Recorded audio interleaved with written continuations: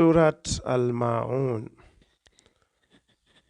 number 107. This surah, at least the first half of it, belongs to the early Meccan period. The subject matter is the meaning of true worship, which requires faith, the practical and helpful love of those in need, and sincerity rather than show in devotion and charity. أعوذ بالله من الشيطان الرجيم بسم الله الرحمن الرحيم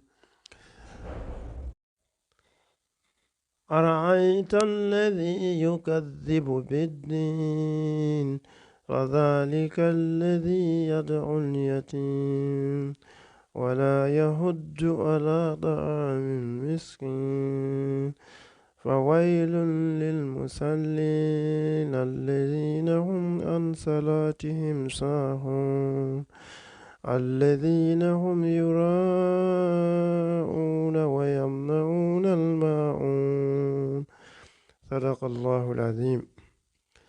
Bismillahir Rahmanir Rahim. In the name of Allah, most gracious, most merciful. أرأيت الذي يكذب بالدين. See one who denies the judgment. See you who denies the judgment. Deen may mean either the judgment to come, the responsibility in the moral and spiritual world for all actions done by men, or faith, religion, the principles of right and wrong in spiritual matters, which often conflict with self-desires or predilections. It is men who deny faith or future responsibility, that treat the helpless with contempt and lead arrogant, selfish lives. فَذَلِكَ الَّذِي يَدْعُو الْيَتِيمَ. Then such is the one who repulses the orphan. وَلَا يَهُدُّ عَلَى طَعَامِ الْمِسْكِينِ. And doesn't encourage the feeding of the indigent.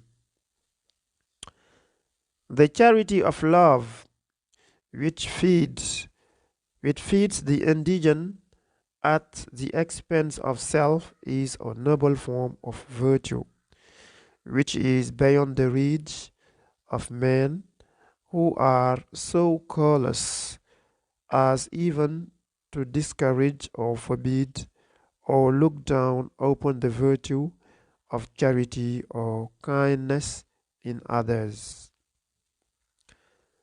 فَوَيْلٌ لِلْمُصَلِّينَ.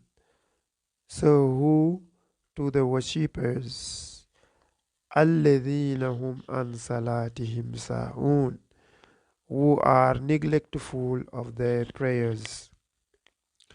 True worship doesn't consist in the mere form of prayer, without the heart and mind being earnestly applied to seek the realization of the presence of Allah and to understand and do His holy will.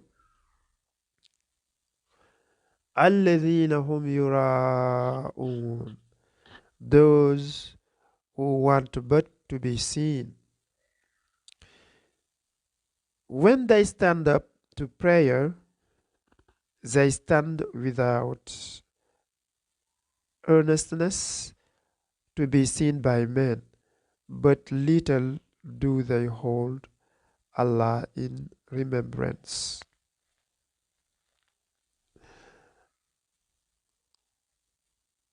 وَيَمْنَعُونَ الْمَاعُونَ. But refuse to supply even neighborly needs. Hypocrites make a great show of hollow acts of goodness, devotion, and charity, but they fail signally if you test them by little acts of neighborly help or charity.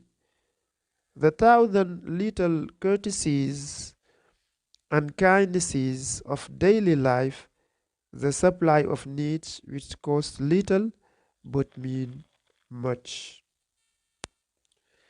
This is the end of this surah, which which does deal with subject matter of meaning of true worship, which requires faith, the practical and helpful love of those in need, sincerity rather than show in devotion and charity. So whatever you do, do it with your heart and don't try to impress the other people, but do it just because of God. See you in the next chapter, inshallah. Assalamu alaikum wa rahmatullahi wa barakatuh.